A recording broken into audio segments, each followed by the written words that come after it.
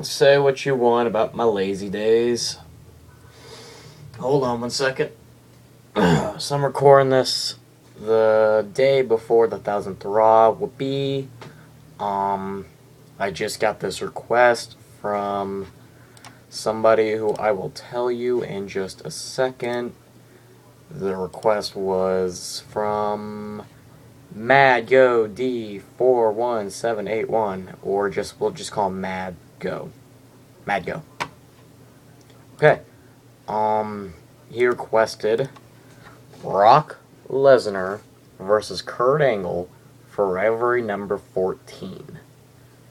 Honestly, I think this was easily the rivalry of 2003. You could attempt to argue Shawn Michaels versus Chris Jericho, but I think due to the length of time, this kind of by default has to be the number one rivalry of 2003. This all started at Survivor Series, where Big Show would pin Brock's first ever pinfall loss for the WWE Championship. And really, this was all because Paul Heyman screwed him over, but then you go to Armageddon, Kurt Angle beats Big Show due to help from Brock Lesnar. Kurt Angle's a new champion. Now Kurt Angle and Big Show, it looked like they were going to do some stable stuff with Heyman, and I always thought that was stupid. So I was kind of glad they sort of, in a way, dropped Big Show before it was too late. In fact, I don't even know if Big Show had a match at WrestleMania 19. Yeah, I don't even know if he had a match at WrestleMania 19, to be honest. Oh, wait, no, he was in the handicap match with Albert. Oh, God. Moving on, so I don't have to remember that. So this automatically turned Kurt Angle. He never really turned fully babyface, in my opinion, but it kind of capitalized here that he was obviously a heel, and permanently made Brock Lesnar a babyface as well. So to build up, you get to the Royal Rumble. Lesnar finally kind of cuts his feud off with Big Show in a big way, beating Big Show, then going on later to the Royal Rumble to win the Royal Rumble. And of course, you build on. I'm not going to mention No Way Out. Unfortunately, this is about the time Edge got injured, so that whole match wasn't canceled, but it was nixed to Chris Benoit and Brock Lesnar in a handicap match against Team Angle, the team of Charlie Haas, Shelton Benjamin, and Kurt Angle. And it was a good match, but I don't know. It's one of those things that you wondered what could have happened if Edge took place in it. And of course, you get the whole Chris Benoit Rhino teaming up, so that was obviously so whatever. And of course, you get the Brock Lesnar vs. Kurt Angle match. The only problem I have with this match, that fucking shooting star, Jiminy Christmas. He got some air and he got some length, but he was way far across the ring. And I saw his dark match where he did one. He was far away at about the middle of the ring, but this was a little tiny bit more than the middle of the ring. And I thought he was gonna break his damn neck for a second. Holy shit, Brock. Gotta be careful with that stuff. I mean, thank you for trying. And it says Lesnar suffered a concussion after botching it. I thought he got more than a concussion, so whatever. Continuing on, of course, literally after the match, they did shake hands. And then, let's see, just to refresh my memory, Brock Lesnar would defeat Cena at Backlash.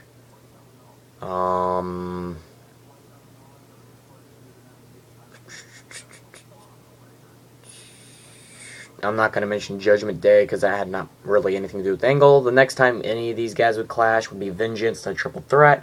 Kurt Angle versus Big Show versus Brock Lesnar, where Kurt Angle would actually win. I think that triple threat was actually a pretty good triple threat. I don't think it compares to the Kurt Angle, Undertaker, and The Rock the year before. But overall, it was still a pretty good triple threat. And I'm not a fan of the Big Show guys, so yeah. And of course, Brock Lesnar would go batshit, turn on Angle. This is the whole Zach Gowen shit when he just gets the F5 and spins him into the turnbuckle, and poor guy. And then the last time they clash on pay-per-view would be SummerSlam. due to no shooting star press and just really the match quality of this, I felt the SummerSlam match was better than the WrestleMania 19 match. Comment below, or if you want to really take a big step, watch both of the matches.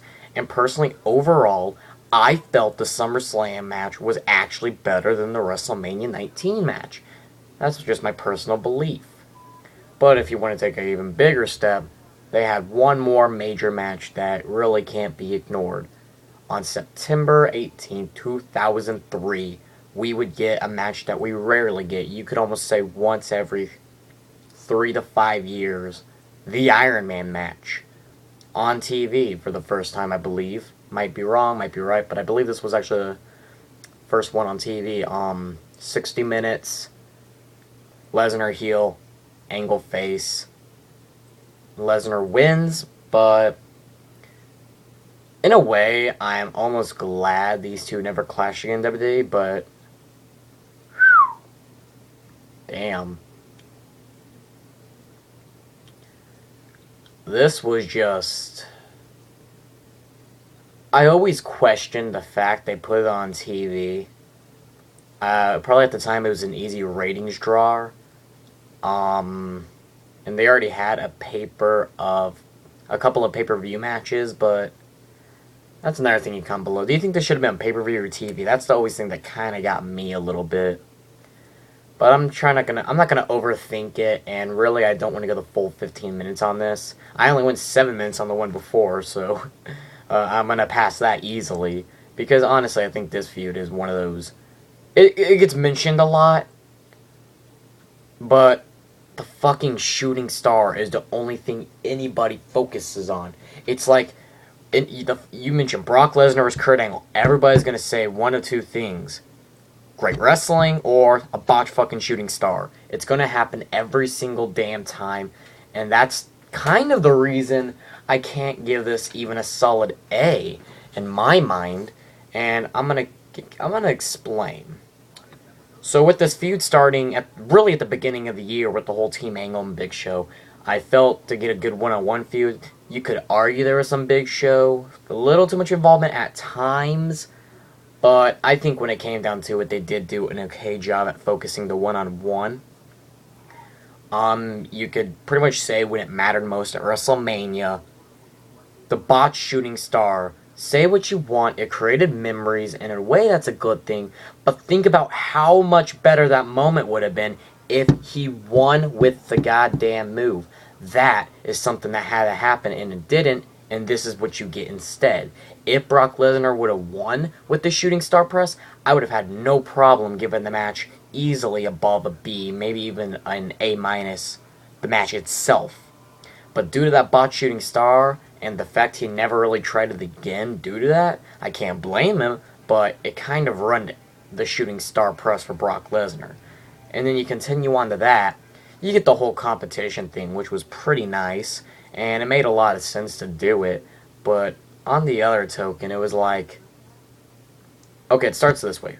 Lesnar's face, Kurt Angle's heel, then pretty much just, then they're both faces, then Lesnar's a heel. It's kind of like, I don't know.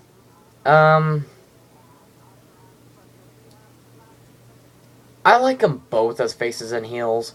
I think Brock obviously works better as a heel, but on the same token, Kurt Angle works better as a heel at times too.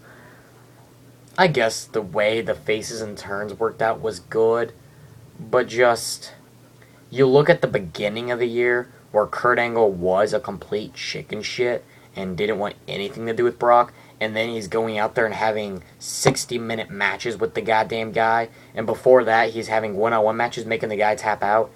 That's always the thing with gimmicks with me.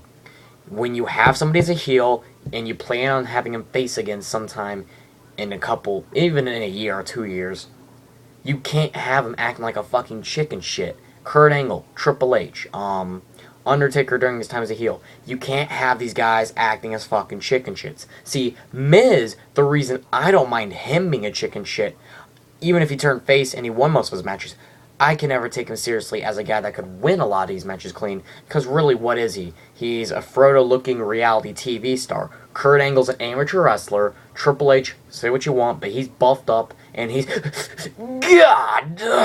And on top of that, Undertaker's a badass biker at the time, or even a dead man. Big guy, too. So really, those are people, heel or face, you can believe win clean. Yet they had him acting like a chicken shit at the beginning of the year. You can say, he might be scared of Brock Lesnar. Yeah, but he's going to go on, like, less than a couple months later and just take on the guy like nothing. Just saying. So that was kind of a problem with me. I'm not going to try to nitpick that too much. It could have worked better. The whole thing with the SummerSlam match, I thought the SummerSlam match was really good, but it's never remembered. Everybody remembers the WrestleMania match. Hell, most people remember the WrestleMania match before the goddamn Iron Man match just because of that shooting star. I cannot emphasize... I can't talk right now. I can't emphasize how irritating it is to me that the fucking shooting star press I did gets more notice than anything else this feud came up with, and it irritates me just a lot. I cannot express that. But the SummerSlam match was really good, and to be honest, I like Angle, but he should have never been able to make Brock Lesnar tap out. I think it would have been a better moment if he had Brock Lesnar pass out, or even go to the point where he still got the pin. You know, Heyman tried to hit him with a chair, but he accidentally hit Lesnar, or something like that. But Brock Lesnar should have never tapped out. Brock Lesnar is a huge fucking dude who would become an MMA fighter, so you should never have him tap out, and he ended up tapping out at SummerSlam. So I'm gonna try to... I'm not gonna downgrade like, woo, hugely, but it's not gonna upgrade by any means. And of course, the Iron Man match, I think they already had plans at this time to send him against Undertaker, because at No Mercy, the pay-per-view after, that's what would happen. Brock Lesnar would take out Undertaker in a Hell in a Cell. So that's why I'm not going to downgrade the fact that it was on SmackDown. Plus, it's argued to be the greatest SmackDown in history. Yeah, greatest SmackDown match in history. I think it's one of the better Iron Man matches when you try to divide it. So, And now you can get the full match on the... I think it's like greatest match of the 21st century or something like that. Or greatest superstars. I don't know which DVD is. But there's a DVD where you can find the match without commercial breaks. So that's alright. But let's get the final grade down.